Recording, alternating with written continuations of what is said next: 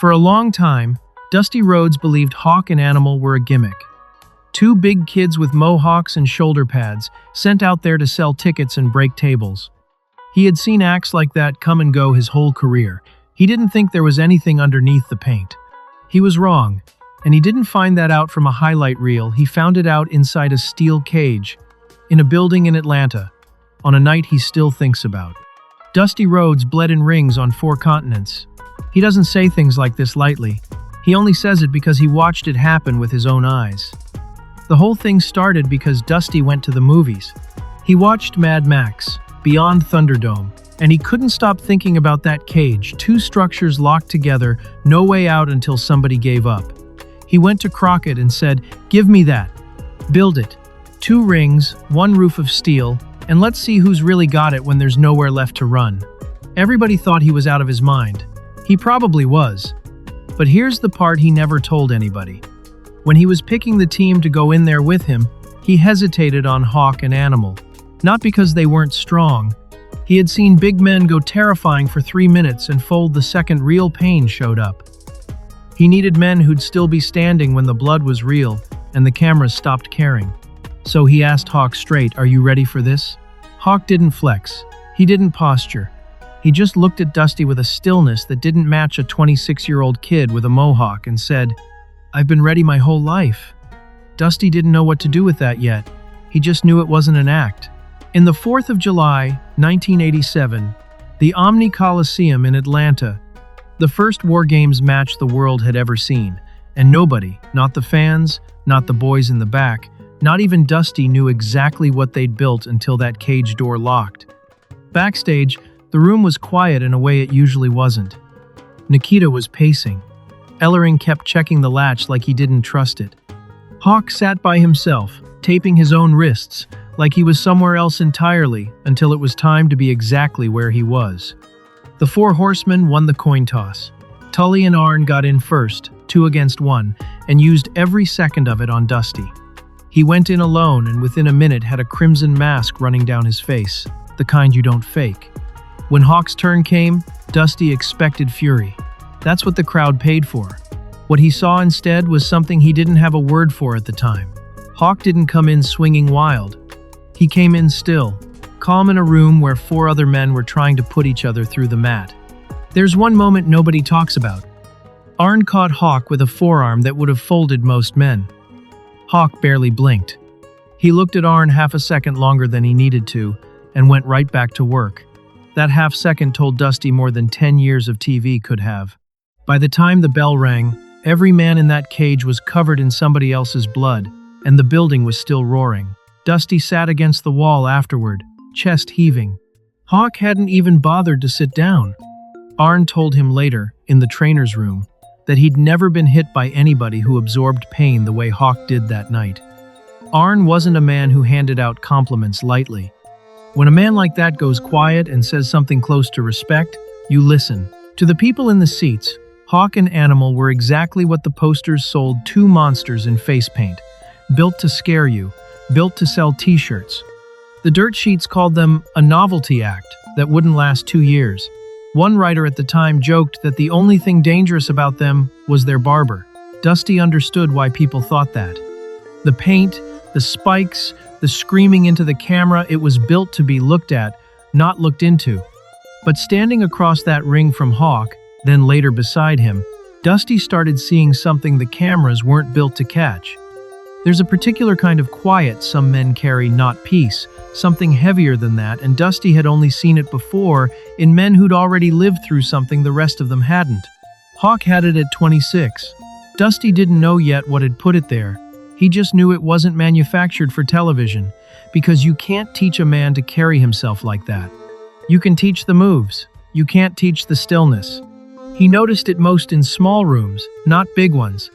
At a diner once, after a long drive between towns, somebody at another table recognized Hawk and got loud about it, playing to a crowd that wasn't even there. Hawk didn't perform back. He just nodded, said thank you, and went back to his coffee like the conversation had already ended. Most men in this business can't resist an audience, even a small one. He could turn it off the second it wasn't useful to him, at least back then. Dusty mentioned it once to a couple of the older boys, the ones who'd been around long enough to size up anybody in 5 minutes. They waved it off. Said he was just another big body the company would run into the ground and replace in a year or two, same as the last one. Dusty didn't argue. He just kept watching, because he'd learned a long time ago that the men who get dismissed the fastest backstage are sometimes the ones worth watching the closest. He started watching Hawk different after that. Not as the big mohawk guy the bookers threw out there to pop a crowd. As a man who was performing something that, underneath it, might have been close to true. Animal carried himself different, louder, more outward, the kind of presence that filled a hallway the second he walked into it. That wasn't said to put one man above the other. They were a unit, and the territory needed both halves of it. But it meant the quiet in Hawk stood out even more by comparison. Next to a partner that big and that loud, a man who went still, instead of louder, was doing something deliberate, whether he knew it or not. November of 1988. This isn't a part of the story Dusty tells angry. He tells it because it's the part that still doesn't sit easy with him, almost 40 years later. They were on television, and the script called for Hawk and Animal to turn on Dusty. Not a slap, not a shove, they pulled a spike off one of those shoulder pads and went for his eye on live TV. The network was furious. Standards and practices had banned blading that month, and there he was, busted open on camera by 2 men he'd led into that War Games cage the year before. The phone in the production truck was ringing before they'd even gotten backstage.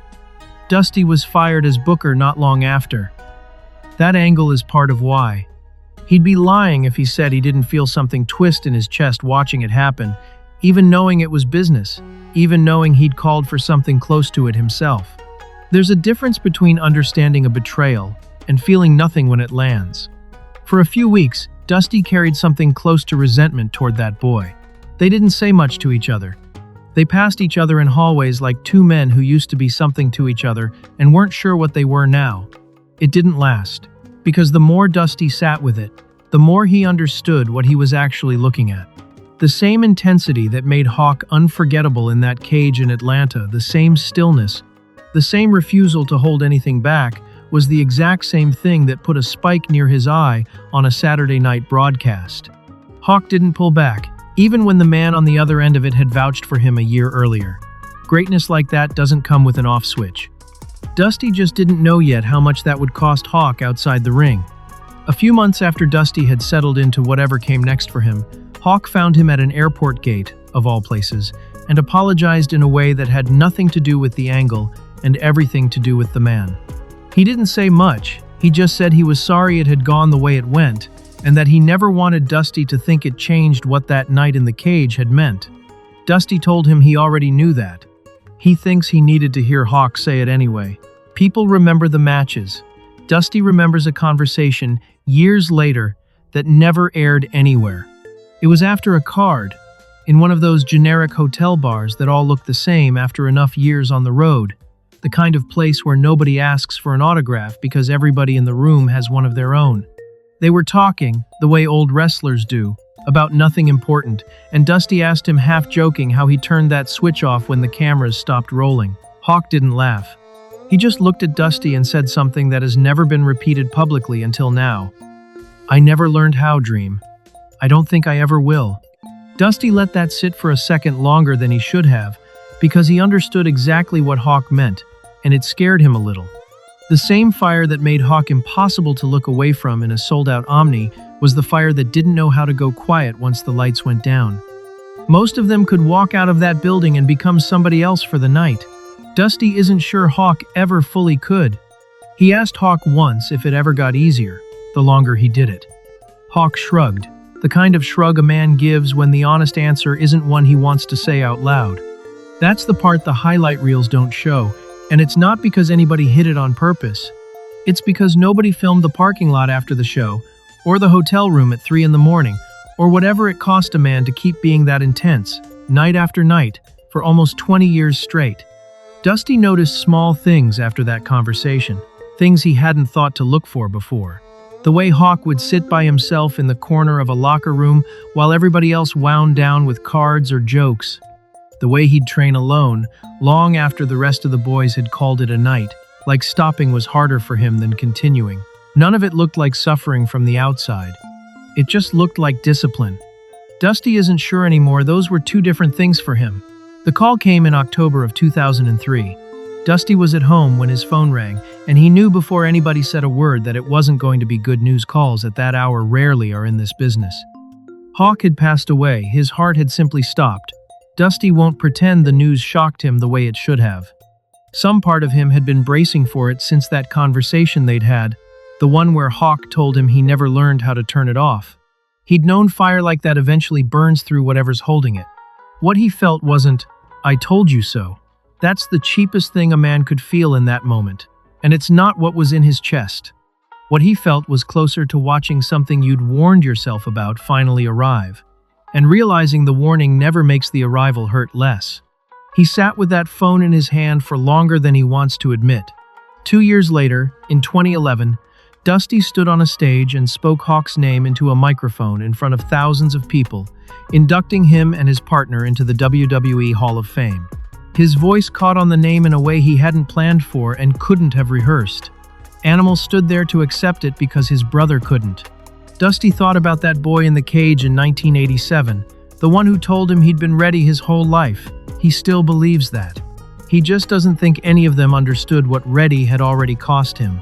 Standing there under those lights, Dusty kept thinking back to that airport gate, to Hawk apologizing for something he'd already forgiven before a word was said. He wished, in that moment, that he'd told Hawk more clearly what he'd seen in him back in 1987, not the version the crowd saw, but the one he saw standing still in the middle of a war. Some things you only find the right words for once. It's too late to say them to the person they were about. People remember the spiked shoulder pads. They remember the face paint, the mohawks, the doomsday device crashing down on some poor soul in the middle of the ring.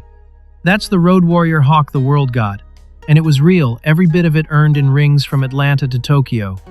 Dusty remembers something quieter, a young man standing still in the middle of a war, while everyone around him was either swinging or breaking. A man who told him, years later and without any bitterness in his voice, that he never found the door out of his own intensity. He thinks about how the same thing that made Hawk unforgettable was the thing he could never fully put down. You don't need to be a genius to recognize a fire like that. You just need to have stood close enough, once, to feel how much it cost the man standing inside it.